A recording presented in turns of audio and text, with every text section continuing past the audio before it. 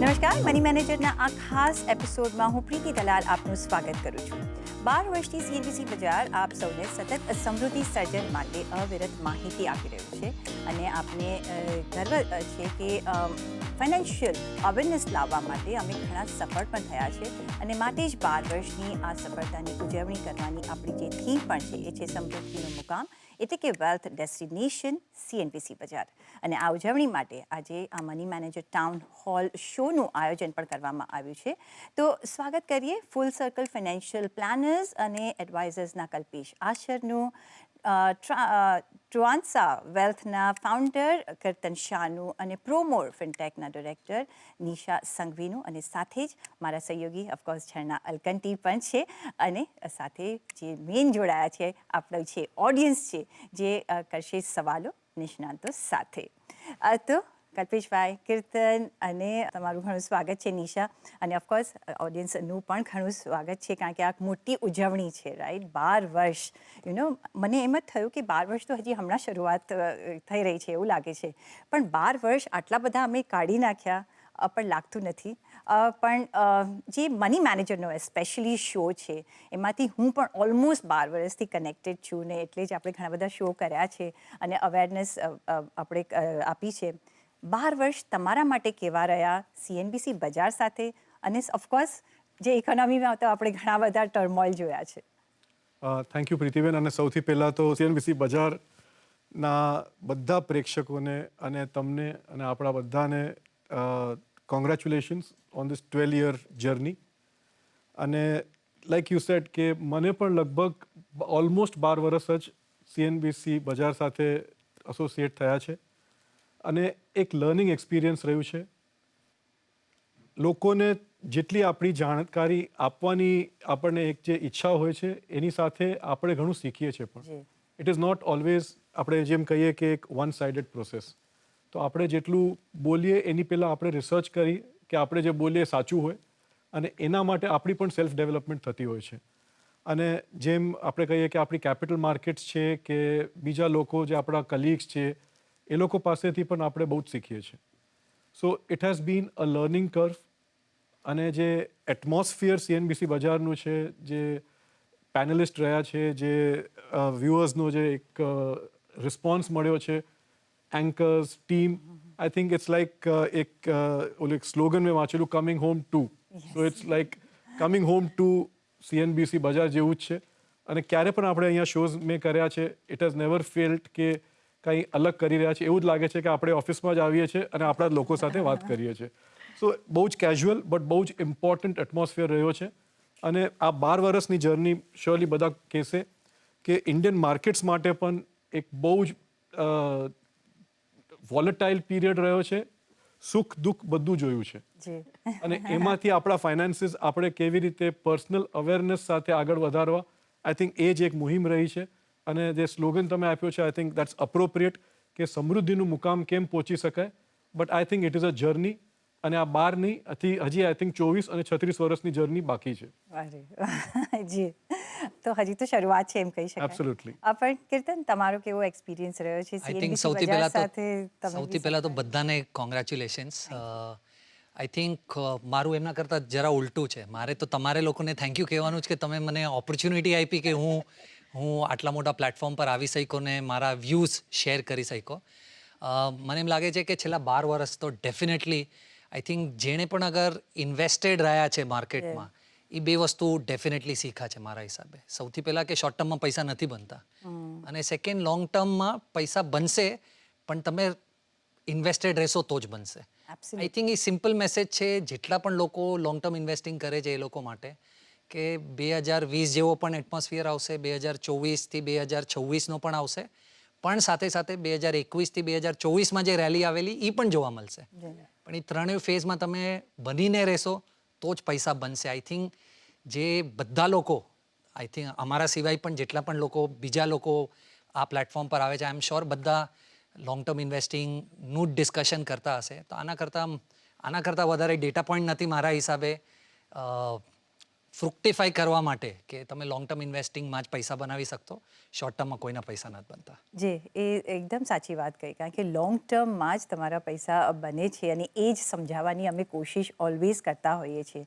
નિશા, કઈ રીતના તમે સમજાવશો કે આ જે 12 વર્ષ પાછલા જે ગયા છે એ Narendra Modi as a prime minister 12 વર્ષ એમને બી થયા, અમે પણ લગભગ ત્યારે જ શરૂઆત કરી, પણ એમાં ઘણા બધા ઉતાર ચઢાવ જોયા છે ને ઘણા એઝ અ ઇન્વેસ્ટર આપણે ઘણા બધા ઘડાઈ પણ ગયા છે, ઘણા બધા નવા એવેન્યુઝ પણ આવ્યા છે. કઈ રીતના તમે જર્ની જોઈ છે? સો આઈ થિંક લાસ્ટ 12 યર્સમાં જેટલા પણ ઇન્વેસ્ટર્સ આવ્યા છે, સ્ટાર્ટથી અત્યાર સુધી કન્સિસ્ટન્ટલી જે આપણે એસેટ એલોકેશનની વાત કરતા હોઈએ છીએ, ડાયવર્સિફિકેશનની વાત કરતા હોઈએ છીએ, અગર એ મેન્ટેન રાખ્યું છે, પોતાના પોર્ટફોલિયોને ટ્રેક કર્યો છે, નોઇઝને ઇગ્નોર કર્યો છે, તો આઈ થિંક એ લોકો બધાની જર્નીમાં ઉતાર ચઢાવ ડેફિનેટલી જોયા છે.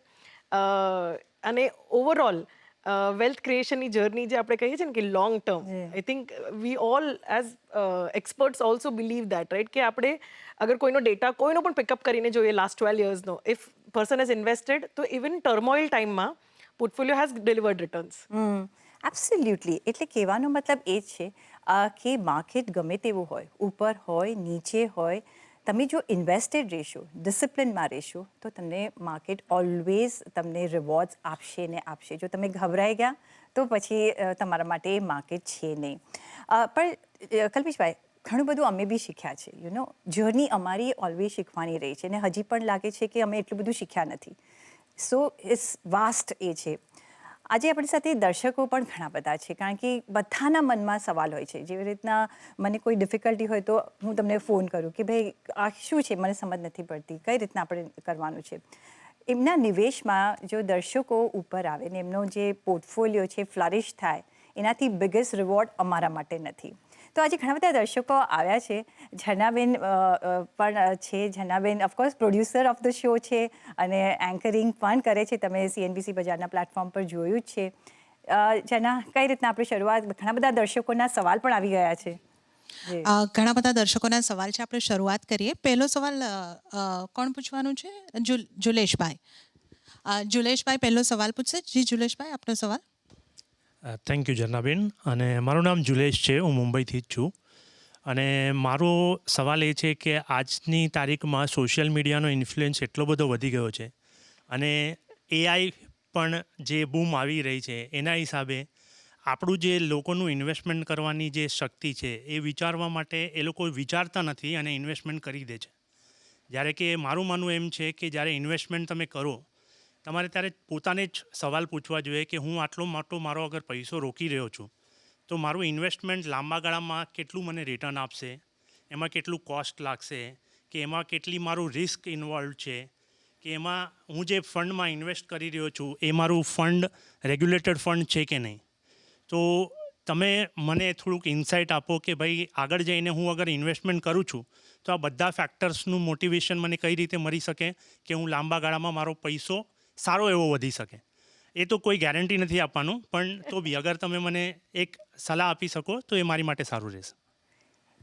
આ પ્લેટફોર્મ પર એક જ વ્યક્તિ છે જે સોશિયલ મીડિયામાં બહુ જ તમને દેખાતા હશે તમારા એમાં, અને એક રાઇટ એડવાઇઝરની જે એંગલથી આપે છે. ઇટ ડિપેન્ડ્સ કે તમે કઈ રીતના લો છો. બટ ઓફકોર્સ કીર્તન, તમે તમારાથી સ્ટાર્ટ કરીએ કે કઈ આજે ઓફકોર્સ સોશિયલ મીડિયા એટલું બધું છે, એમાં તમને જે માહિતી મળે છે કામની પણ મળે છે ને નથી કામની પણ મળતી. કઈ રીતના તમે એને બાયફર્કેટ કરી શકો? આઈ થિંક જો સૌથી પહેલાં તો તમારા ક્વેશ્ચનના મારી પાસે 3 આન્સર છે. ફર્સ્ટ, તમે જેટલું પણ ઇન્ટરનેટ પર સાંભળો છો એવું જરૂરી નથી કે બધું સાચું છે, રાઈટ? એટલે first thing that you have to understand is કે advice or suggestion or whatever is spoken on the internet એ કાં તો રાઇટ ડિરેક્શનમાં હશે કાં તો રોંગ ડિરેક્શનમાં હશે. હવે તમે કેવી રીતે ફિલ્ટર કરશો કે હું કોનું સાંભળું ને કોનું નહીં સાંભળું? તો સૌથી પહેલાં ફોલોઅર્સ નહીં જોવો. એ જેનું તમે સાંભળો છો એનું બેકગ્રાઉન્ડ શું છે એ સમજવાની કોશિશ કરો. એજ્યુકેશન બેકગ્રાઉન્ડ અને વેરી ઇમ્પોર્ટન્ટલી વર્ક એક્સપિરિયન્સ, કે સેમ ઇન્ડસ્ટ્રીમાં એ લોકોએ કામ કર્યું છે. અગર કર્યું છે 10, 15, 20 વર્ષ તો એને વધારે ખબર પડે છે, તો મારે એનું સાંભળવું જોઈએ, ભલે એની પાસે ફોલોઅર નથી. વર્સેસ સંબડી જે કદાચ કોવિડના કોવિડનો ઓલામાં ઘણા બધા ફોલોઅર્સો એકઠા થઈ ગયા પણ એ લોકોને કોઈ એક્સપિરિયન્સ જ નથી આ ઇન્ડસ્ટ્રીનો. તો તમારું બાયફર્કેશન કે હું કોનું વધારે સાંભળું અને કોનું સજેશન કદાચ સિરિયસલી લઉં એ ડિપેન્ડ કરે છે કે અગર સિમિલર ફિલ્ડમાં એજ્યુકેટેડ છે અને એ સિમિલર ફિલ્ડમાં એટલીસ્ટ 10-12-15 વર્ષનો એને એક્સપિરિયન્સ છે તો એ લોકોનું વધારે સાંભળો, ફોલોવર્સ પર નહીં જાઓ. રાઈટ? મોટી following may be misguide or in the wrong direction for you. First.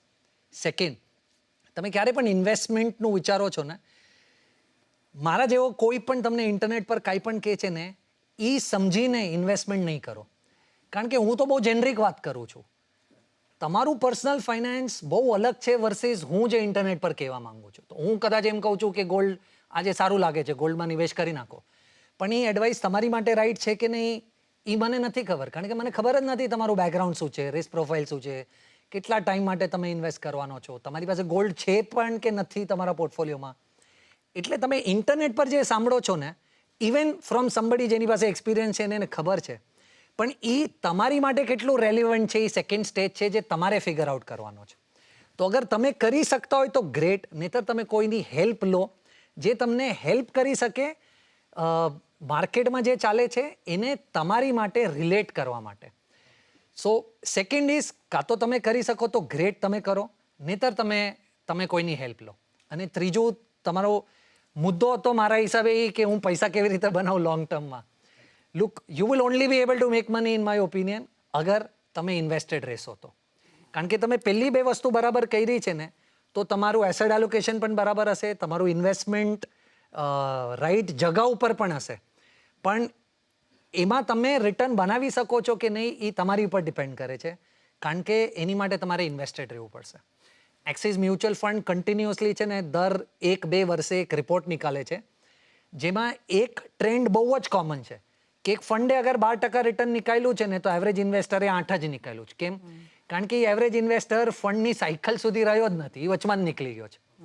તો બધું બરાબર પણ હશે ને, તમે બેસ્ટ પોર્ટફોલિયોમાં પૈસા રોકો, બેસ્ટ સ્કીમ્સમાં પૈસા રોકો, બધું બરાબર હશે, પણ અગર તમે ઇન્વેસ્ટેડ જ નહીં રહો સાયકલ્સમાં તો રિટર્નનો એક્સપિરિયન્સ નહીં મળે. તો આઈ થિંક આ 3 મારા હિસાબે તમારા ક્વેશ્ચન્સ હતા જે મારા આન્સર્સ છે. અને પાછલા 2 વર્ષથી જ્યારે આપણે એક ટર્મોઇલ જોઈ રહ્યા છીએ, જ્યારે રિટર્ન્સ નથી મળ્યા અને પછી એમાં વેસ્ટ એશિયા વોર આવ્યો, એના લીધે આપણે જોયું કે ઘણા બધા અમને સવાલો આવતા હતા કે મેં એસઆઈપી બંધ કરી દીધી, હું નીકળી ગયો, લોસ થઈ ગયો, તમને તમારા રિટર્ન્સ નહીં બને. એટલે આ લોંગ ટર્મ માટે ઇન્વેસ્ટેડ રહેવું ઘણું જ જરૂરી છે. જી, બીજું પણ જસ્ટ એડ જી સમથિંગ ટુ ધીસ. જી જરૂર. ખાલી કીર્તન બધું આન્સર કરી નાખ્યું છે. ખાલી એક ચીજ પર હું કહેવા માંગીશ, આ જે વર્ડ એઆઈ છે ને એને તમે આઈ થિંક બધી લાઈફના બધા એસ્પેક્ટમાં with due respect to AI, even I use it, replace it with NI which is natural intelligence. જી. કેમ કે જે એઆઈ છે એણે હ્યુમન્સે જ બનાવી છે, આર્ટિફિશિયલ ઇન્ટેલિજન્સે હ્યુમન્સ નથી બનાવ્યો. જી. So don't equate everything and try to be in fashion કે હું એઆઈથી આ કરું છું. જી. સો જે આ મૂળભૂત પ્રિન્સિપલ બધા જે કીર્તને વાત કરી છે, those stay invested or stay for the long term, એ બધા બેસિક્સ ઓફ ઇન્વેસ્ટમેન્ટ છે. જી. અલ્ટિમેટલી એઆઈમાં પણ બધું કોલેશન ઓફ ડેટા છે જે એ લોકો એક હાઈ એન્ડથી તમને આપે છે. તો એ લોકોનું પણ પોતાનું મગજ નથી. So please everybody, it's a generic advice કે બધી ચીજમાં એઆઈનું જે વપરાશ કે ટુ બી ઇન ફેશન કે હું એઆઈ વાપરું છું, I think that can take a second seat, not the first seat. બીજો સવાલ હેતવી. હેલો, મારું નામ હેતવી સત્રા છે અને મારું પ્રશ્ન એ છે કે આવનારા વર્ષમાં કયા ક્ષેત્ર અથવા નવા ટ્રેન્ડ્સ પર ખાસ ધ્યાન આપવું જોઈએ? હેતવી, એક તો મને જણાવો કે તમારી ઉંમર શું છે? મને તો લાગે તમે સ્કૂલમાંથી અહીં આવી ગયા છો, આજે સ્કૂલમાં રજા છે? ના, હું 22ની છું અને હું કોલેજમાં ભણું છું. How awesome, very nice, very nice. અને 22 વર્ષને અત્યારથી વિચારે છે, એક રોડ મેપ જોઈએ છે. કલ્પેશભાઈ. ફર્સ્ટ ઓફ ઓલ જે તમે ક્ષેત્ર કે સેક્ટર્સની વાત કરી, આઈ થિંક સૌથી પહેલાં તમે ધ્યાન આપો તમારા પર્સનલ ક્ષેત્ર પર, your personal life. And like what Preeti said, you have started asking the right questions at the right time.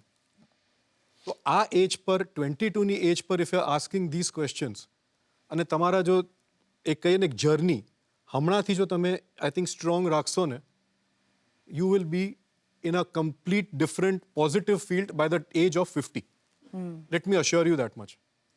Point number 1 એ છે કે સેક્ટર્સ માર્કેટમાં ઓલવેઝ રોટેશનમાં ચાલતા હોય છે. જે 2 વર્ષથી ચાલ્યું છે જરૂરી નથી કે આગળના 2 વર્ષ પણ એ ચાલશે. સો તમે જો ઇન્વેસ્ટ કરતા હો એક સ્ટોકને લઈને કે એક મ્યુચ્યુઅલ ફંડમાં, એના માટે તમને જે એક પૂર્વક રિસર્ચ જોઈએ કે જેના માટે કે તમને કઈ એવેન્યુ તમે શોધો છો અને તમારું હોલ્ડિંગ પીરિયડ કેટલું છે એ બહુ જ અગત્યનું છે. સો if you don't have the research અને તમે કાંઈ કોઈનું સાંભળીને કરતા હો તો પ્લીઝ એ નહીં કરતા. અને જો તમને એકચ્યુઅલ ઇન્વેસ્ટમેન્ટનું આપણે કહીએ ને કે જે જ્યુસ જોઈતું હોય તો always go better for diversified type of investment, જે તમને મ્યુચ્યુઅલ ફંડમાં મળી રહેશે. એક diversified equity fund more or less takes care of all the sectors જે ફંડ મેનેજરના જજમેન્ટના હિસાબે હોય છે. તો એમાં આપણે સેક્ટોરલ કોલ લેવાની જરૂર નથી હોતી. અને સ્પેશિયલી તમે જે તમારી એજ કીધી કે તમારી ઇન્વેસ્ટિંગ જર્ની તમે સ્ટાર્ટ કરી રહ્યા છો, શ્યોરલી એક એડવાઇસ છે કે સેક્ટરથી અને થીમ્સથી તમે હમણાં ન એમાં પડો તો સારું.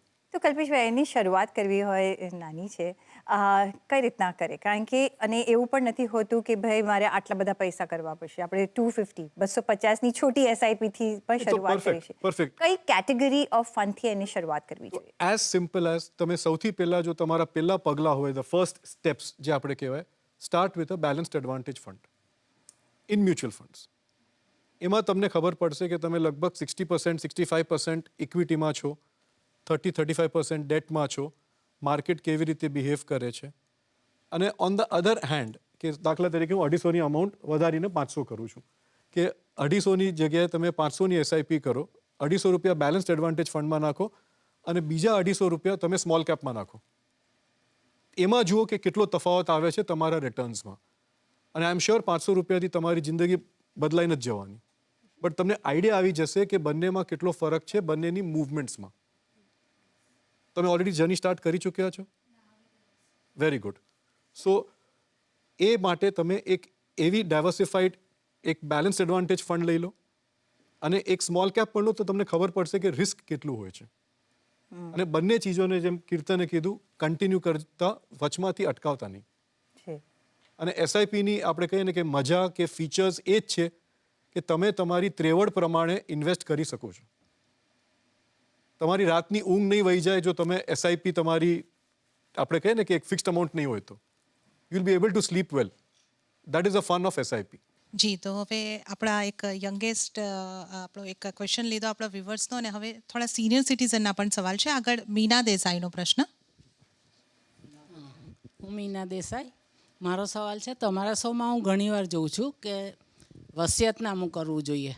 તો મારે એક દીકરી છે, તો મારે વસિયતનામું કરવું જોઈએ? વેલ, આઈ એમ ગ્લેડ કે આ સવાલ આવ્યો, નહીં તો વિલથી બધા દૂર રહેતા હોય છે કે બનાવીશું તો મને કંઈ થઈ જશે કે નહીં, અને બનાવવું છે કે નથી બનાવવું, નિશા, આપણે ઘણી વખત આ ચર્ચા કરી છે અને કઈ રીતના આપણે એડવાઇસ કરીશું? Thank you. આ ટોપિક પર તમે ક્વેશ્ચન પૂછ્યો અને તમારી સોચ છે.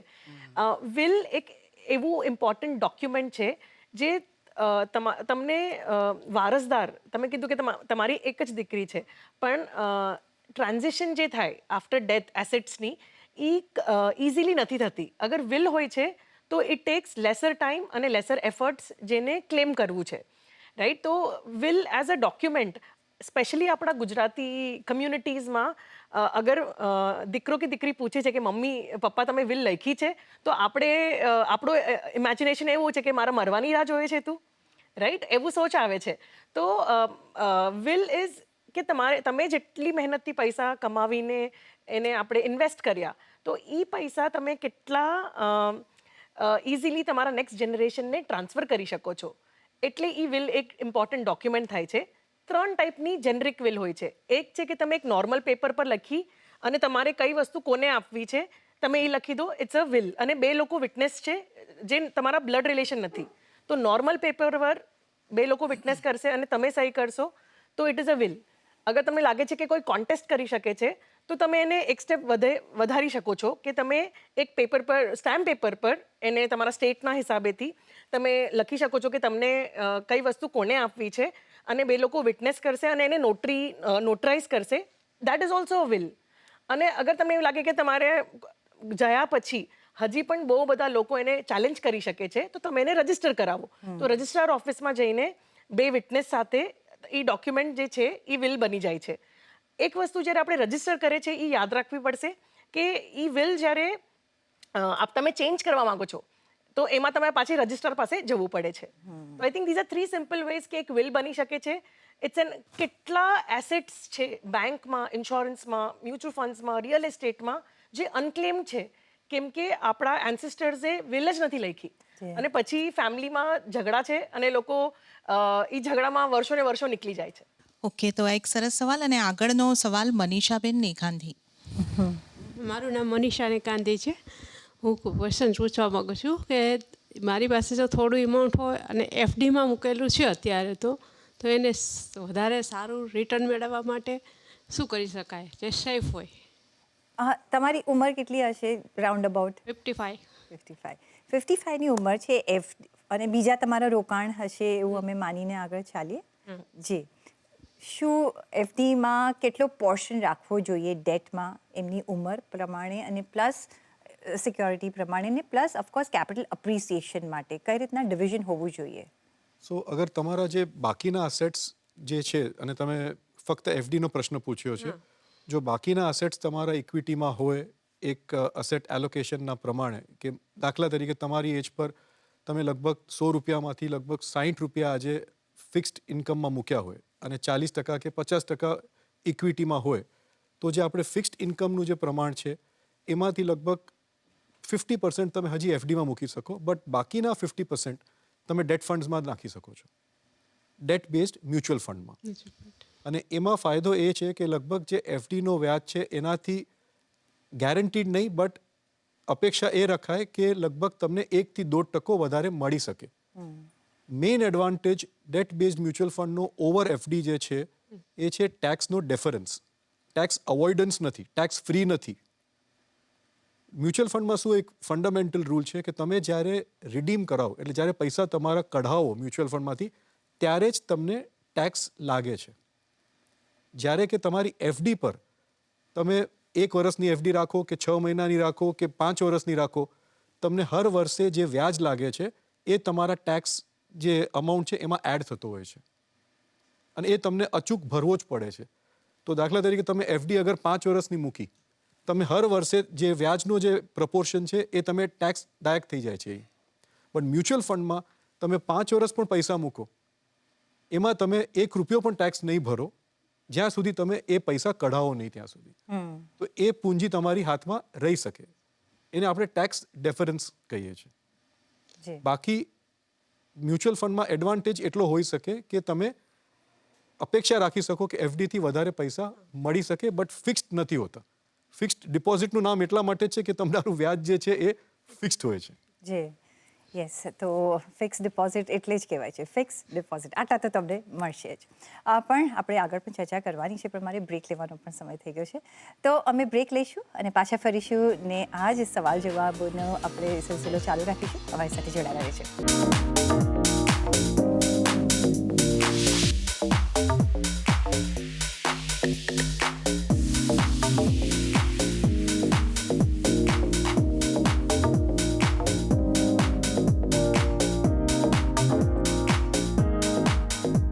પછી આપનું સ્વાગત છે ને. સીએનબીસી બજાર જ્યારે 12 વર્ષની ઉજવણી કરી રહ્યું છે, આજે ઘણા બધા દર્શકો છે, ઘણા બધા સવાલો આવી ગયા છે, પણ ઘણા બધા સવાલો હજી બાકી પણ છે.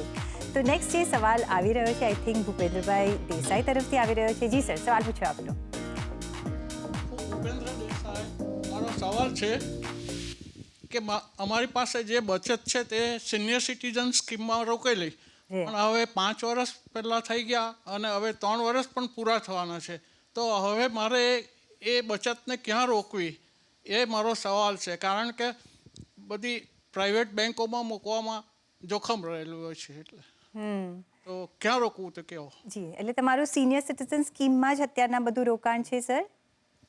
સિનિયર સિટીઝનમાં છે. જી, એમનું સિનિયર સિટીઝનમાં રોકાણ છે, 5 વર્ષમાંથી 3 વર્ષ ઓલરેડી જતા રહ્યા છે, બીજા 2 વર્ષ બાકી છે, તો હવે શું કરવું? જો એમને રોકાણ એમાં ચાલુ રાખવાનું કે ફેરવવાનું, કલ્પેશભાઈ? સિક્યોરિટી વાઇઝ જે સિનિયર સિટીઝનમાં કરી રહેલા દેટ વોઝ અપ્રોપ્રિએટ, કેમ કે એમાં જે ટાઈમ લિમિટ છે એ છે 5 years અને પછી 3 years, એના પછી એ રિડન્ડન્ટ થઈ જાય છે. 2 ઓપ્શન્સ છે, એક છે આરબીઆઈના બોન્ડ છે, ત્યાં પણ લગભગ 7.5-8% તમને રિટર્ન્સ મળવાની અપેક્ષા છે, પણ ત્યાં લોક ઇન પીરિયડ હોય છે. અને જો તમને સિક્યોર જોઈતા હોય તો બીજી વસ્તુ છે પ્યોર એફડીઝ. હવે એફડીઝમાં તમને કોમ્પ્રોમાઇઝ કરવું પડશે કે વ્યાજ દર ઓછો છે, બટ આ એજ પર આઈ થિંક તમને વધારે રિસ્ક લેવાનો મતલબ નથી, તો કોર્પોરેટ એફડીઝ ને બધું એ તમારા માટે હમણાં હું સલાહ નહીં આપું. તો આરબીઆઈ બોન્ડને તમે એક્સપ્લોર કરી શકો, બટ લોક ઇન પીરિયડ છે, અને અથવા તો પછી પ્યોર એફડીઝ, કેમ કે તમને એક રેગ્યુલર ઇન્કમની પણ આવશ્યકતા હશે જે આ ચીજો પૂરી કરશે, બંને ઇન્વેસ્ટમેન્ટ્સ. ઓકે, આગળનો સવાલ છે નિશાંત. મારું નામ નિશાંત છે અને મારો પ્રશ્ન છે કે HNI ક્લાસમાં ઇન્ડિવિજ્યુઅલ HNIs જે છે એ સૌથી વધારે શેમાં એસેટ એલોકેશન કરે છે, અને બીજી વસ્તુ કે એમાં મેક્સિમમ રિટર્ન્સ અને કયા એસેટ્સથી મળે છે? કીર્તન, આ તમે આઈ થિંક જવાબ આપી શકો છો. આઈ થિંક જો એ લોકોનું એલોકેશન મેજરલી બધું ઇક્વિટીમાં છે, અને લોંગ ટર્મમાં ઇક્વિટીથી જ પૈસા બને છે. એ લોકોને ખાલી એક એડવાન્ટેજ એ છે કે એ લોકો જે પૈસા રોકે છે ને એ લોકોને બહુ ક્લેરિટી છે ને વિઝન છે કે મને આ 10, 15, 20 વર્ષ માટે નથી જોતું. જે કદાચ રિટેલ ઓડિયન્સને એટલી ક્લેરિટી નથી કે મને કાલે મારો કોઈ ફાઇનાન્શિયલ ગોલ આવ્યો તો મને પૈસાની જરૂરત પડશે. એટલે એ લોકો બહુ લાંબા સમય માટે પૈસા રોકી શકે છે ને એટલે એ લોકોનું આઉટપુટ ઇક્વિટીથી મારા કરતાં બહુ સારું છે. પણ બોટમ લાઈન તો બહુ જ ક્લિયર છે કે પૈસા લાંબા ડ્યુરેશનમાં ઇક્વિટીથી જ બને છે. પણ ઓફકોર્સ એ લોકો તો નોન લિસ્ટેડ માર્કેટમાં પણ બહુ પૈસા રોકે, ત્યાં આપણે કોઈ જવાની જરૂરત નથી. પબ્લિક લિસ્ટેડ માર્કેટમાં જ પૈસા બનશે, પ્રોવાઇડેડ 10 વર્ષનું ઇન્વેસ્ટમેન્ટ હોરાઇઝન છે તો. Thank you. અને એ જો હાઈ નેટવર્થ છે, દે કેન અફોર્ડ, કારણ કે બીજું એમના ગોલ્સ એટલા નજીકના કદાચ ન હોય. પણ જેવા આપણે જનરલી વાત કરીએ અને જો આપણે લોંગ ટર્મ ઇન્વેસ્ટેડ રહેવું હોય, કઈ રીતના તમે શું પહેલેથી જો પ્લાન કરી શકો કે રાઇટ કેટેગરી ઓફ ફંડ જો આપણે ચૂઝ કરીએ તો કઈ રીતના તમારી કેપિટલ અપ્રિસિએશન બની શકે છે? આઈ થિંક બહુ ઇન્ટરેસ્ટિંગ ક્વેશ્ચન છે. લોકો છે ને પોતાના પૈસા ગોલને અલાઇન નથી કરતા એટલે મિસમેનેજ થઈ જાય છે. Absolutely. હવે તમને અગર ખબર છે કે તમને 2 વર્ષ પછી પૈસાની જરૂરત છે, તમે ગમે એટલા રિસ્ક ટેક કરો તો પણ તમારે એ પૈસા ઇક્વિટીમાં રોકવાની જરૂરત નથી, કારણ કે તમને 2 વર્ષ પછી જોશે ને 2 વર્ષ પછી અગર માર્કેટ નીચે છે તો તમે જે કારણે પૈસા રોકેલા એનો તો એડવાન્ટેજ જ નથી મળતો. આઈ થિંક આનું સિમ્પલ સોલ્યુશન એ છે કે તમે પૈસા રોકો ત્યારે એ પૈસાને તમે કયા ગોલ માટે અલાઇન કરો છો, ખાલી એટલું પણ ધ્યાન રાખશો ને તો ઓટોમેટિકલી તમે વધારે ટાઈમ માટે ઇન્વેસ્ટેડ રહી શકશો. એબ્સોલ્યુટલી. એટલે માર્કેટ જે છે એ મેજિક પ્લેસ નથી, પેશન્સ પ્લેસ છે. તમે પેશન્સથી જો ઇન્વેસ્ટેડ રહેશો તો ઓલવેઝ માર્કેટ તમને રિવોર્ડ કરશે જ. ઓકે, આગળનો સવાલ છે નુપુર છેડા. હેલો, મારું નામ નુપુર છેડા છે અને મારો પ્રશ્ન છે કે જો તમે પહેલી વખત ઇન્વેસ્ટ કરતા હોય તો તમને પૈસા ડૂબાવવાનો ડર હોય કે ગુમાવવાનો ડર હોય તો શું સલાહ આપશો તમે? તો પછી તમારે માર્કેટમાં નહીં આવવાનું. નહીં, તમે એ મેન્ટાલિટીથી તો આવવું જ ન જોઈએ. પણ નિશા ગાઈડ કરશે તમને. સો જે ફિયર છે એ રાઈટ છે, પણ શરૂઆત કશે તો કરવી પડશે અને રિસ્ક તો લેવું પડશે. અને તમે બહુ યંગ છો, તો અગર આજે તમે શરૂઆત કરો છો તો જેવી રીતે પ્રીવિયસ એક્ઝામ્પલમાં કીધું કે બેલેન્સ એડવાન્ટેજ ફંડથી સ્ટાર્ટ કરો અને સ્મોલ કેપ પણ કરો, તો small cap will be very high risk and balance advantage fund will be average risk, right? Risk will always be there, right? तो આપણે ઓલું ડાયલોગ સાંભળ્યું છે ને કે સ્પાઈડરમેન કો ભી રિસ્ક લેના પડતા है, राइट? तो આપણે અગર વેલ્થ ક્રિએટ કરવી છે તો આપણે રિસ્ક તો લેવી પડશે. ડૂબશે કે નહીં, શોર્ટર ટર્મમાં કદાચ નેગેટિવ દેખાશે, પણ જેવી રીતે આપણે અગર વેલ્થ ક્રિએશન માટે આવ્યા છે તો લોંગ ટર્મ હોવું જરૂરી છે. તો એ લોંગ ટર્મ ઇન્વેસ્ટેડ રહેશો તો પૈસા બનવાના જ છે. રોજ નહીં જોવાનું કે કેટલા પૈસા બન્યા બનશે જ. અને તમારી પાસે તો ટાઈમનો એડવાન્ટેજ છે. આજે ઘણા બધા સ્કૂલના છોકરાઓ આવ્યા છે અમારી સાથે. કોલેજ એ બધાને આપણે કદાચ પ્રીતિબેન એ પણ કહી દઈએ કે રિસ્ક નહીં લેવું એ જ બહુ મોટું રિસ્ક થઈ જાય. Yes exactly yes. એના માટે આઈ થિંક ફિલ્મ શોલેનો ડાયલોગ છે કે જો ડર ગયા વો મર ગયા. હા બટ એમાં પણ ધ્યાન રાખવાનું કે તમારું જે અસેટ એલોકેશન છે એ સાચવીને ચાલવાનું. એબ્સોલ્યુટલી. તમને સમજ ન પડતી હોય તો તમે કોઈ ગાઈડન્સ લઈ લો, પણ શરૂઆત તો કરવાની જ. Thank you. ઓકે, ભવ્ય શાહ. હલો, મારું નામ ભવ્ય શાહ છે. સો મારો ક્વેશ્ચન એ છે, એઝ અ 24 યર ઓલ્ડ અગર હું નવો જોબ માર્કેટમાં એન્ટ્રી લઈ રહ્યો છું અને મારી પાસે ઇન્વેસ્ટેબલ મતલબ saving out of my salary સમજો ખાલી 5,000 જ હોય, સો મારે ઇન્વેસ્ટ કરવું જોઈએ કે પછી ઇન્શ્યોર કરવું જોઈએ યા ઇમરજન્સી ફંડ બિલ્ડ કરવા પર ફોકસ કરવું જોઈએ? What should be my priority? I am so glad કે આ સવાલ આવ્યો. હું રાહ જોતી હતી કે ક્યારે મને આ સવાલ મળે છે. બિકોઝ કલ્પેશભાઈ, બધાને રિટર્ન્સ કમાવા હોય છે, બધાને સારા કેપિટલ અપ્રિસિએશન કરવું હોય છે. તમે શરૂઆત કરી રહ્યા છો ને તમે આ સવાલ મોકલ્યો છો ને મારા તરફથી હું તમને ગિફ્ટ આપીશ. કારણ કે ઇન્સ્યોરન્સની અને ઇમરજન્સી સિક્યોરિટીની એમને વાત કરી છે. અત્યાર સુધીમાં કોઈ પણ મને ઇન્સ્યોરન્સનો સવાલ નથી આવ્યો. કલ્પેશભાઈ, આ એક રાઇટ મોમેન્ટ છે કે આપણે જે ઇન્સ્યોરન્સ પર નિશા સાથે બી મેં ઘણી બધી વાતો કરી છે, તમારી સાથે કઈ રીતના એમને શરૂઆત કરવી જોઈએ? સો અગેન કોમ્પ્લિમેન્ટ્સ, બહુ સરસ ક્વેશ્ચન છે અને આ સાચે અસમંજસ બધામાં હોય છે. Everybody faces this dilemma. સૌથી પહેલાં હું કહીશ જે પ્રીતિબેને કીધું કે તમારું જો હેલ્થ ઇન્સ્યોરન્સ ઉપયુક્ત ન હોય તો પહેલાં હેલ્થ ઇન્સ્યોરન્સ તરફ તમે ધ્યાન આપો. એક પ્રોપર ઇન્સ્યોરન્સ એડવાઇસર સાથે મળો અને હેલ્થ ઇન્સ્યોરન્સ અમારું લો. કેમ કે હેલ્થ આજની તારીખમાં જો તમારી હોસ્પિટલાઇઝેશન થઈ ગઈ અને તમારી ફેમિલી જો સપોર્ટ નહીં કરી શકે તો જેટલું પણ તમારું સેવિંગ્સ કે ઇન્વેસ્ટમેન્ટ છે એ બધું એક સાથે 10 દિવસમાં ધોવાઈ જશે. આજે એ સિચ્યુએશન છે. તો health insurance on priority. Second, કે કોઈ પણ અનફોર્સીન સર્કમસ્ટન્સીસ માટે કન્ટિન્જન્સી ફંડ એનું પણ એક પ્રમાણ રાખો. હવે તમે I am not going by the amount જે તમે મેન્શન કરી 5,000, હું તમને એક ઓર્ડર ઓફ પ્રેફરન્સ આપું છું ખાલી કે કન્ટિન્જન્સી ફંડ પણ ભેગી કરો જે 24 કલાકમાં તમારા કામે લાગી શકે. આજે ઘણા લોકો કહેતા હોય કે મારી પાસે રિયલ એસ્ટેટ છે, ક્યારેક પણ કામ લાગશે. એ કન્ટિન્જન્સી ન કહેવાય, એ લાયબિલિટી છે. કેમ કે પૈસા એ જે તમને ઇમિડિયેટલી કામ લાગે. તો રિયલ એસ્ટેટ કે એવો કોઈ લોંગ ટર્મ ચીજો માટે કન્ટિન્જન્સી ન રખાય. એફડી હોય કે સેવિંગ્સ બેંકમાં પૈસા પડ્યા હોય જેના માટે રિટર્નની અપેક્ષા ન હોય બટ ઇમિડિયેટલી કામ લાગે. હવે જે થર્ડ ક્વેશ્ચન છે કે તમે સેવ કરો છો, અહીંયા હું એક ચીજ કહેવા માંગીશ કે there is a difference between saving and investing.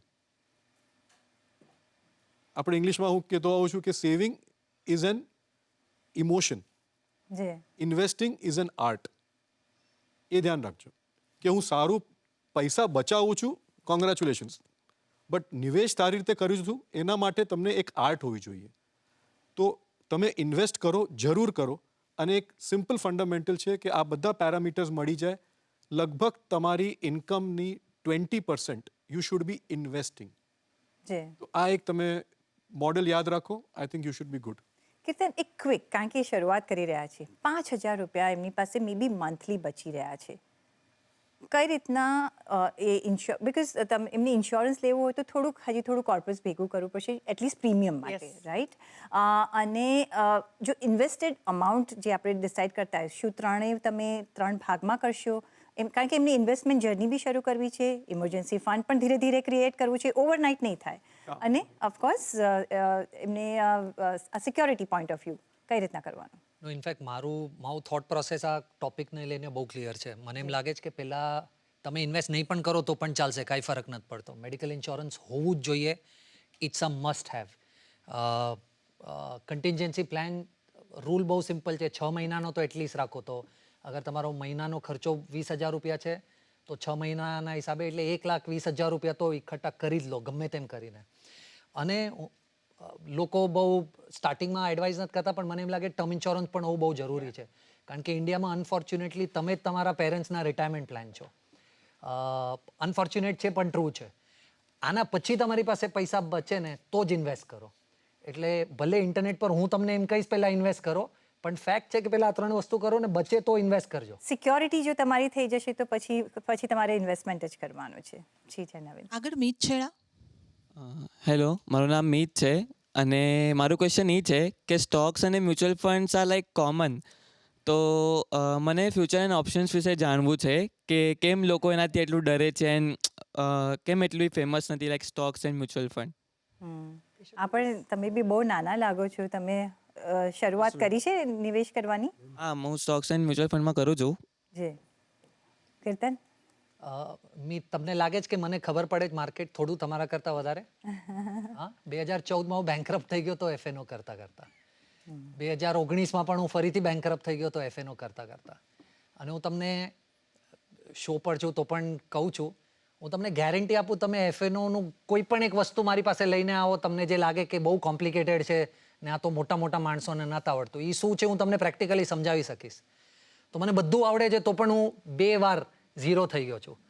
કારણ કે છે ને એફએનઓ ગેમ તમે ઇન્સ્ટિટ્યુશનલ ઇન્વેસ્ટર્સ કે ટ્રેડર્સ સામે ફાઇટ કરો છો. ઓકે, તમારી પાસે કેપિટલ પણ હોવું જોઈએ, તમને સમજ પણ પડવી જોઈએ, તમારી પાસે સિસ્ટમ્સ ને પ્રોસેસીસ પણ હોવા જોઈએ, તમને રિસ્ક મેનેજમેન્ટ કરતાં પણ આવડવું જોઈએ, ને આ બધા સાથે સાથે તમારું બિહેવિયરલ થોટ પ્રોસેસ બહુ સ્ટ્રોંગ હોવું જોઈએ, જે બધા લોકો પાસે નથી. એટલે એફએનઓની ગેમ ખાલી આવડે છે કે નથી આવડતી નથી, એના સિવાય ઘણી બધી વસ્તુ છે. મારા જેવો તો નથી કરી શક્યો, તો હું તો તમને એ જ સજેસ્ટ કરીશ નહીં કરતો. Okay, thank you. હાર્દિકભાઈ? મારું નામ હાર્દિક છે. મને જાણવું છે કે ડેટમાં ફસાયા હોય તો કેવી રીતે બહાર આવે? ડેટમાં ફસાયા છે તો કઈ રીતના બહાર આવવાનું? નિશા? સો એક ટેબલ બનાવો જેમાં સૌથી વધારે ઇન્ટરેસ્ટ છે. સો આઉટસ્ટેન્ડિંગ લોન, EMI અને રેટ ઓફ ઇન્ટરેસ્ટ. જે હાઈએસ્ટ ઇન્ટરેસ્ટવાળો હોય એ લોન પહેલાં પે કરવાની. અને ક્રેડિટ કાર્ડ ડ્યુઝ અગર છે જે તમે મિનિમમ પે કરી રહ્યા છો, that's 4% per month, right? So that's more bigger trap, right? તો અગર એક પર્સનલ લોન લઈને તમે એ ક્રેડિટ કાર્ડ ડ્યુ પે કરી શકો છો, yes, that's a good way to look at it. પણ જ્યારે આપણે આ બધી લોન કન્સોલિડેટ કરીએ છીએ તો you need a bird I view ઉપરથી, કે કમ્પ્લીટલી કે તમારો કેટલો કેશ ફ્લો એમાં તમે મેનેજ કરી શકશો versus while paying the loan. અને અગર તમે એ બધું ન કરી શકતા હો, take expert help, number 1. Number 2, તમે જ્યારે આ ઇમરજન્સી કોર્પસની આપણે વાત કરી રહ્યા છે, રાઈટ? તો આપણે મારા એક્સપિરિયન્સમાં અમે ઘણીવાર લોકોને કહે કે લિક્વિડમાં SIP કરો કે RD કરો, જમા કરો અને પે કરતા જાઓ લોન્સમાં, right? Because it's a trap. તમે એક વિક્ષય સર્કલમાં છો. તો I think that's the way you look at it. Higher interest પહેલાં પે કરો, લિક્વિડની SIP રનિંગ રાખો સો દેટ તમે લમસમ્સ બી પે કરી શકો. ક્રેડિટ કાર્ડ ડેટ સૌથી પહેલાં પે કરવું જોઈએ. એન્ડ આઈ થિંક ઓવરઓલ ડેટમાં ન રહેવું જોઈએ. આગળનો સવાલ પ્રિયા સોલંકી. મારું નામ પ્રિયા સોલંકી. મારો ક્વેશ્ચન એ છે કે એઝ અ સ્ટુડન્ટ હું ફાઇનાન્શિયલી ઇન્ડિપેન્ડન્ટ કેવી રીતે રહી શકું છું? મેં જસ્ટ ઇન્ટર્નશિપ ચાલુ કરી છે એઝ અ ફાઇનાન્સ સ્ટુડન્ટ. તમે કોઈ ઇન્વેસ્ટમેન્ટ કર્યા છે? શરૂઆત કરી? Yes, minor. ક્યાં કરી છે? ઇક્વિટી અને SIP through mutual fund. Yes. જી કલ્પેશભાઈ? કારણ કે તમે મોસ્ટ એક્સપિરિયન્સ છો. જી આઈ થિંક જે તમારી થોટ છે ને પ્રિયા, ઇટ્સ વેરી ગુડ કે ફાઇનાન્શિયલી ઇન્ડિપેન્ડન્ટ તમે કેવી રીતે રહી શકો. આઈ થિંક ફાઇનાન્શિયલ પ્લાનિંગમાં જે મોસ્ટ ઇમ્પોર્ટન્ટ પાર્ટ હું ગણું છું એ છે કેશ ફ્લો.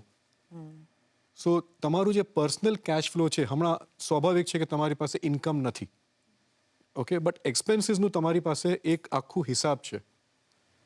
સો એ એક્સપેન્સીસનો હિસાબ તમે લખતા થાઓ. અને એમાં આપણે ક્લાસિફિકેશન કરીએ કે નીડ્સ, વોન્ટ્સ અને લાઇફસ્ટાઇલ. એને હું ચોખવટમાંથી સમજાવું તો તમને ખબર છે વોટ ઇઝ નીડ્સ, વોન્ટ્સ અને લાઇફસ્ટાઇલ. એમાંથી તમે like then coming to the cash flow, કે કેટલું તમે બચાવી શકો છો અને કેટલું કર્ટેલ કરી શકો છો. કાલે ઉઠીને જ્યારે તમારો જોબ સ્ટાર્ટ થશે, that will hold you in good stayed, કે તમે એક્સપેન્સ સામે તમારી ઇન્કમ કેટલી છે અને તમારી જે સેવિંગ્સ કે ઇન્વેસ્ટ કરવાની ક્ષમતા છે એ કેટલી છે. અને પાવર ઓફ કમ્પાઉન્ડિંગ, તમે હમણાં આ એજ પર જો ઇન્વેસ્ટમેન્ટ રેગ્યુલરલી કરો તો આઈ એમ શ્યોર નેક્સ્ટ 25 યર્સનું કમ્પાઉન્ડિંગનું જે એવરેજ છે, ઇવન અમે નોર્મલી કેલ્ક્યુલેશન માટે 12% ગણતા હોઈએ છીએ એટ અ મોડરેટ લેવલ. તો યુ કેન કેલ્ક્યુલેટ કે તમારી એક મિનિમમ SIP તમે સ્ટાર્ટ કરો કે મિનિમમ અમાઉન્ટથી સ્ટાર્ટ કરો, ક્યાં ને ક્યાં તમને લઈ જઈ શકશે. એ દરમિયાન તમારા બધા લાઈફ સ્ટેજ પર અલગ અલગ ગોલ્સ જે આવશે, you will be able to meet them. કેમ કે તમારી પાસે ફાઇનાન્શિયલ અવેરનેસ આવી ગઈ છે. જે પ્રીતિએ શોના સ્ટાર્ટિંગમાં કીધું કે તમારી પાસે જો અવેરનેસ હશે, એક ચીજ ખાતરીથી હું કહી શકું છું કે તમને કોઈ પણ મિસ્ટેક્સ નહીં થાય તમારાથી, જી અને નો બડી will take you for granted. કેમ કે ફાઇનાન્સના ફિલ્ડમાં આજે એટલા બધા કોમ્પ્લિકેશન્સ છે. જેમ ભાઈએ ક્વેશ્ચન પૂછ્યા કે ફ્યુચર એન્ડ ઓપ્શન કરું કે આ ચીજમાં રોકાણ કરું નહીં કરું, તમારી અવેરનેસ જો હશે તો તમે ભૂલો નહીં કરો, અને ભૂલો નહીં કરો તો તમે સમૃદ્ધિ તરફ આગળ વધશો. અને ભૂલો કરશો તેમાંથી શીખશો તો પણ એક થપ્પડ પડશે કે નહીં આ નહીં કરવાનું.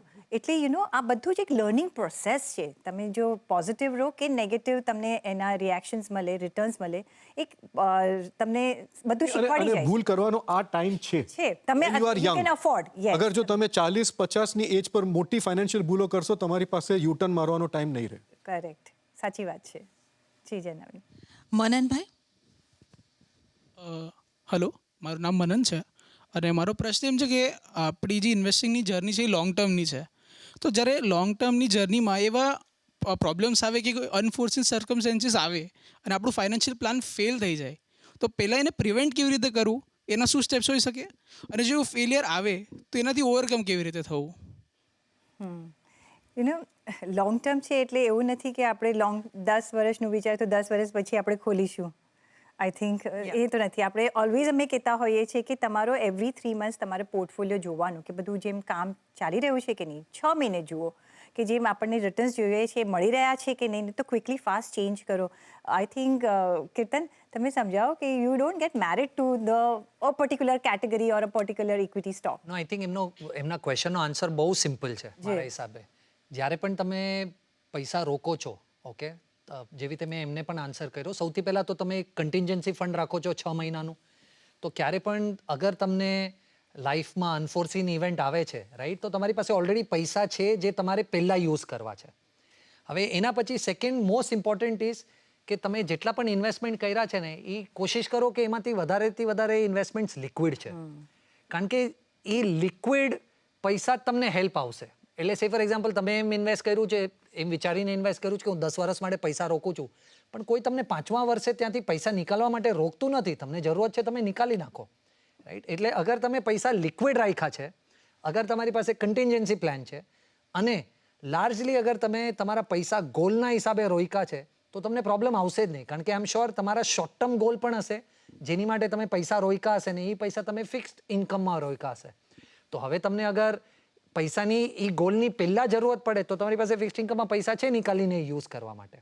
એટલે emergency planning, goal related planning અને લિક્વિડ પૈસા રાખશો તો મારા હિસાબે પ્રોબ્લેમ્સ આવશે તો પણ તમે બહુ ઇઝીલી કાઉન્ટર કરી શકશો. જી, અને પ્રોપર એસેટ એલોકેશન હશે અને ડાયવર્સિફાઈડ હશે તો અમને ઓલવેઝ એવું જોવા મળશે કે માર્કેટમાં બધા જ સેક્ટર્સ ઉપર નથી ચાલતા, કે બધા જ ક્લાસીસ ઉપર નથી ચાલતા.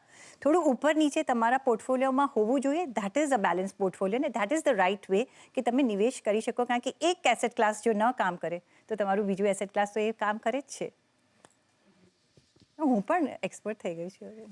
અને પ્રીતિબેન, આપણે જોઈ રહ્યા છે કે આપણા 12 વર્ષના બધા શોના એક ઝલક અહીંયા જોવા મળી રહી છે. આ બધું અમે શીખ્યા છે ઓન ધ શો. જી, તો હવે જોઈએ આગળ શું નીકળે છે. સવાલ આગળ જે આવી રહ્યો છે નિર્લપ વોરાનો. Hi, my name is Nirlap Vora. Markets are reacting to possible cabinet reshuffle. Okay, મારો ક્વેશ્ચન એ છે કે do such political changes impact our Indian equity market, or are our fundamentals very strong? Kirtan. I think definitely yes in the short term and the long term both. I wouldn't be surprised કે અગર market rumours જે છે that turns out to be true કે finance minister change થાય છે and Mr. Das is going to be the next FM. I wouldn't be surprised કે markets બહુ positively open થશે આ ન્યૂઝ પર. કારણ કે please understand, policy making is the core of where the economy moves, right. અગર તમે policy decisions correct લો છો તો એ policy decisions will then cripple down to bank અગર ફંડ કરે છે કે નહીં એ પ્રોજેક્ટ્સને, કંપનીઝ એ પ્રોજેક્ટ્સમાં કેપેક્સ કરે છે કે નહીં, અને that leads to higher PAT and revenue growth which leads to a higher stock market. તો I am a very strong believer કે અગર you have the right person sitting, making the right policy decisions, that definitely has a very large positive impact on the stocks and the economy overall in the longer. Okay, તો આપણે નિર્લભભાઈનો પણ સવાલ લીધો ને પાયલબેનનો સવાલ જે હવે આપણે આગળ લઈશું. જી પાયલબેન, પૂછો આપનો સવાલ. હેલો, મારું નામ પાયલ મકવાણા છે અને મારો સવાલ એ છે કે રોકાણ અંગે એવી કઈ માન્યતા છે જેના પર હવે વિશ્વાસ કરવો બંધ કરી દેવું જોઈએ? જી નિશા.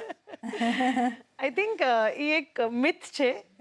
વિશ્વાસ તો કરવો પડશે અગર વેલ્થ ક્રિએટ કરવી હોય તો.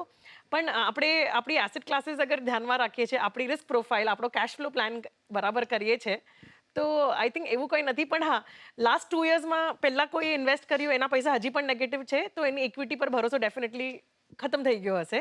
જેની પાસે એડવાઇઝર્સ નથી કે જેમને કંઈ રીડિંગ નથી, પણ એ ખાલી જોઈ છે કે મેં આટલા ઇન્વેસ્ટ કર્યા અને આટલા જ થયા, એની કરતાં હું એફડી કરી લે તો મારા પૈસા વધી જાત.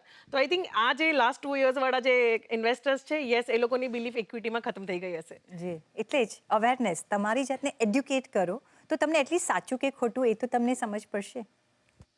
Thank you. ચોક્કસથી. તો પ્રીતિબેન, આપણે અહીંયા ઘણા બધા સવાલ લીધા છે, પણ એક એઝ અ વુમન આપણે અહીંયાથી સવાલ એ નથી આવ્યો, પણ હું તમામ મહિલાઓ તરફથી એક સવાલ લેવા માંગીશ કે as a woman financial independence કેટલું જરૂરી છે. અને ઘણી વખત ઇન્સ્યોરન્સની બાબતોમાં આપણે જોતા હોઈએ છીએ કે મેલ પર્સનનો ઇન્સ્યોરન્સ હોય છે અને ફિમેલનો ઇન્સ્યોરન્સ નથી લેવામાં આવતો. તો આ વાત પર પણ આજે આપણે થોડી ચર્ચા કરીએ. જી, અને અમે નિશાબેને ઇન્ક્લુડિંગ તમે ઘણા બધા આપણે શોઝ કર્યા છે ઇન્સ્યોરન્સ અવેરનેસ માટે, કારણ કે એને બહુ લાઇટલી લઈએ છીએ આપણે કે હમણાં જરૂર નથી, આપણે યંગ છે, હમણાં શું જરૂર છે, મને કંઈ બીમારી આવવાની નથી, મને કંઈ થવાનું નથી. પણ જો ઇન્સ્યોરન્સ નથી હોતો તો અમે એટલા બધા કેસીસ સાંભળ્યા છે કે આખા બેંકરપ્ટ થઈ ગયા છે, બિકોઝ તમારું આખું લાઈફ સેવિંગ એમાં જતું રહે છે. નિશાબેન, તમે વધારે સમજાવી શકશો? સો ફર્સ્ટ પાર્ટ ક્વેશ્ચનનો કે ઇન્સ્યોરન્સ હોવું જોઈએ. કોર્પોરેટ ઇન્સ્યોરન્સ જે તમારા એમ્પ્લોયર થ્રુ ઇન્સ્યોરન્સ હોય છે એની પર ખાલી ભરોસો ન રાખવો જોઈએ. કેમ કે આપણે બીમારીને ન કહી શકીએ કે ભાઈ કોર્પોરેટ ઇન્સ્યોરન્સ 3 લાખનો છે તો 3 લાખની બીમારી આવો, એનીથી વધારે હું અફોર્ડ નહીં કરી શકું, રાઈટ? તો આપણે એ નથી કરી શકતા. તો આપણે આપણો પોતાનો insurance irrelevant of corporate insurance આપણી પાસે at any point of time હોવો જોઈએ. જર્ની સ્ટાર્ટ કરો છો તો પહેલો સ્ટેપ ઇઝ હેલ્થ ઇન્સ્યોરન્સ. પછી આપણે લઈએ છીએ term life insurance. Life insurance જે છે, અગર તમે જર્ની સ્ટાર્ટ કરો છો તો યંગર ધ ચીપર હોય છે ટર્મ લાઈફ ઇન્સ્યોરન્સ.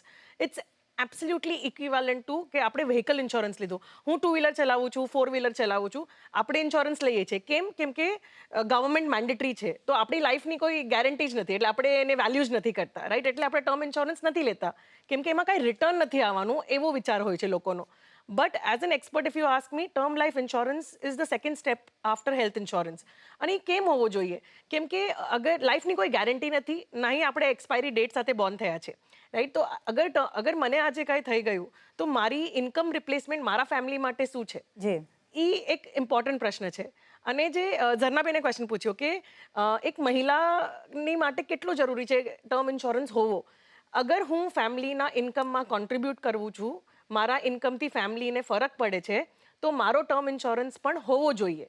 ખાલી એવું નહીં કે જે વધારે અર્ન કરે છે કે મેલ ઓફ ધ ફેમિલીનો જ ટર્મ કવર હોવો જોઈએ. અને આપણે હવે તો એવા જમાનામાં છીએ કે women are earning more compare to the husband, right? તો અગર એવો કેસ છે તો એ વાઇફનું કવર વધારે હોવું જોઈએ.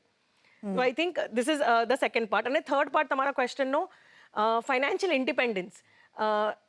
Maximum times that we have experiences કે જ્યારે હસબન્ડની ડેથ થઈ જાય છે ને ત્યારે વુમન જાગે છે કે હવે મને શીખવું છે, હવે મને જાણ કરવી છે.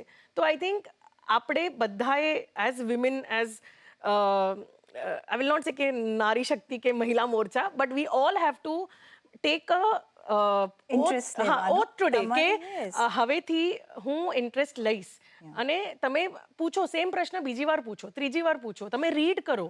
there are so many communities જે ચાલતી હોય છે જે તમને એજ્યુકેટ કરે છે. તમે હસબન્ડને કે તમારા ફાધર કે બ્રધરને બ્લેમ ન કરી શકો કે મને કાંઈ શીખડાવ્યું નથી, કેમ કે આપણને સ્કૂલ કોલેજમાં તો શીખડાવતા જ નથી મની મેનેજમેન્ટ, રાઈટ?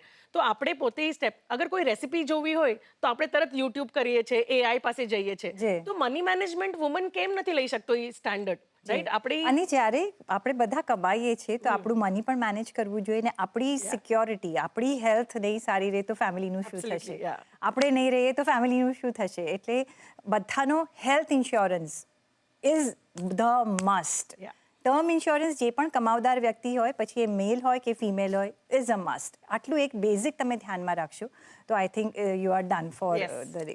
પણ સાથે જ કેતન, એક લાસ્ટ ક્વેશ્ચન જે મારા તરફથી આવશે, જે આવ્યો નથી અને જે એક સારું એવું હેજ બનીને રહ્યું છે પાછલા દિવસોમાં, જે એસેટ ક્લાસ છે ગોલ્ડ એન્ડ સિલ્વર. હવે શું અપ્રોચ રાખીશું અહીંયા? આઈ થિંક સિલ્વર પર કોઈ વ્યૂ નથી મારો, પણ ગોલ્ડ મને એમ લાગે છે કે આ ભાવથી કે અહીંયાથી 5% નીચેથી અક્યુમ્યુલેટ કરવાનું સ્ટાર્ટ કરવું જોઈએ. બટ એક કેવિયાટ અહીંયા બહુ ઇમ્પોર્ટન્ટ એ છે કે તમે છેલ્લા 25 વર્ષનું ગોલ્ડની સાયકલ જોશો ને તો 3 વાર એવું થયું છે કે એકવાર 9 વર્ષ ને બીજા 2 વાર 7 વર્ષ ગોલ્ડને લાગ્યું છે પોતાનું લાઈફ ટાઈમ હાઈ તોડવા માટે. તો તમે જે છેલ્લા 2 વર્ષમાં ગોલ્ડની રેલી જોઈ છે એ એક્સપેક્ટેશનથી ગોલ્ડમાં આવો છો તો નહીં આવતા. પણ આ ભાવ સારો લાગે છે કે જેમાં ઓલરેડી ઓલ ટાઈમ હાઈથી તમે 30% નીચે છો. તમારે ધીરે ધીરે કહીને નેક્સ્ટ 3-6 મંથમાં અક્યુમ્યુલેશન સ્ટાર્ટ કરવું જોઈએ. કારણ કે એક ટ્રેન્ડ બહુ કોમન છે કે ગ્લોબલ સેન્ટ્રલ બેન્ક્સ ગોલ્ડ ખરીદે છે. D-dollarisation is four real. તો જ્યાં સુધી સેન્ટ્રલ બેન્ક્સ ખરીદે છે દર મહિને, I don't see a reason Y તમારે ડરવાની જરૂરત છે ગોલ્ડમાં. પણ લાઈક આઈ સેડ, છેલ્લા 2 વર્ષનું રિટર્ન જોઈને નહીં આવતા અને પૈસા નાખો તો gold is as good as equity. Long term માટે આવજો. ટોટલ પોર્ટફોલિયોનો કેટલો રેશિયો તમે? 10-15%. 10 થી 15%થી વધારે, ભલે ગોલ્ડ ઉપર હોય કે નીચે હોય, તમારે એનાથી તો વધારે વધવું ન જ જોઈએ. એક બેઝિક રૂલથી આપણે આગળ ચાલીશું. એ સાથે જ મારે હવે રજા પણ લઈ લેવાની છે કારણ કે સમય પૂરો થઈ ગયો છે. પણ ઘણો આભાર કલ્પેશભાઈ, કીર્તન અને નિશા તમારો, અને ખાસ અમારા ઓડિયન્સનો, દર્શકોનો જે એમને સતત સાથ આપતા આવ્યા છે લાસ્ટ 12 વર્ષથી. વી એક્સપેક્ટ કે નેક્સ્ટ 12 યર્સ અને મોર થી તમે સાથ આપજો, અને તમે પણ સાથ આપજો અમને, બિકોઝ તમારા વગર અમે કંઈ નથી. તો મને આપશો રજા, અને સાથે જ ઝરણાને પણ આપશો રજા. અમે બંને તરફથી તમારી પાસેથી રજા લઈએ છીએ. પણ જોતા રહેજો તમે CNBC ગુજરાત. નમસ્કાર.